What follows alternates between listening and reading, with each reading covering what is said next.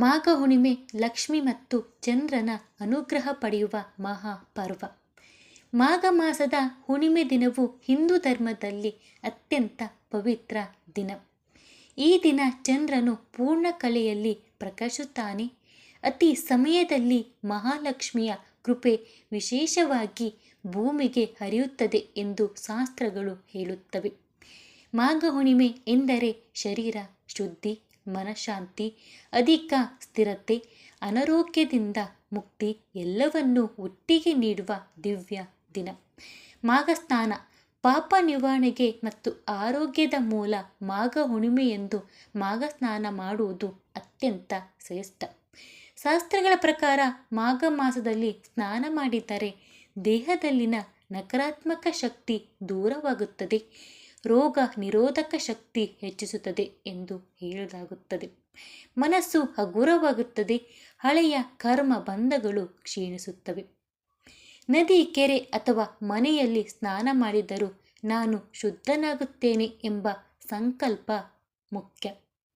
ಚಂದ್ರದೇವರ ಮಹತ್ವ. ಮನಸ್ಸಿನ ಆರೋಗ್ಯದ ಅಧಿಪತಿ. ಚಂದ್ರನು ನಮ್ಮ ಮನಸ್ಸಿನ ಅಧಿಪತಿ. ಇಂದಿನ ಕಾಲದಲ್ಲಿ ಒತ್ತಡ, ಆತಂಕ, ನಿದ್ರಾಹೀನತೆ, ಅತಿಯಾದ ಯೋಚನೆ ಇವೆಲ್ಲಕ್ಕೂ ಕಾರಣ ಚಂದ್ರ ದೋಷ.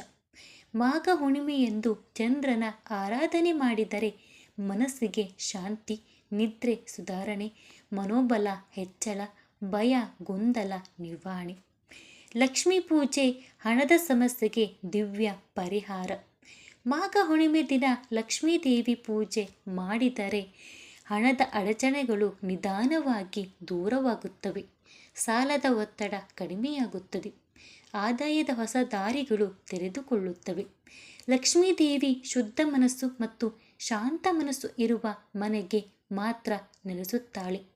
ಆ ಕಾರಣಕ್ಕೆ ಚಂದ್ರ ಆರಾಧನೆ ಮತ್ತು ಲಕ್ಷ್ಮೀ ಪೂಜೆ ಎರಡೂ ಒಂದೇ ದಿನ ಮಾಡಿದರೆ ಮನ ಮತ್ತು ಹಣ ಸಮತೋಲನ ಜೀವನ. ಸರಳ ಪೂಜೆ ವಿಧಾನ. ಮನೆಯಲ್ಲಿ ಸಂಜೆ ಅಥವಾ ರಾತ್ರಿ ಚಂದ್ರೋದಯದ ನಂತರ ದೀಪ ಹಚ್ಚಿ ಲಕ್ಷ್ಮೀ ಫೋಟೋ ಅಥವಾ ವಿಗ್ರಹ ಇಟ್ಟು ಪೂಜೆ ಮಾಡಿ. ಮಾಘ ಹುಣ್ಣಿಮೆ ಕೇವಲ ಒಂದು ದಿನವಲ್ಲ, ಅದು ಜೀವನವನ್ನು ಸರಿಪಡಿಸುವ ಒಂದು ಅವಕಾಶ.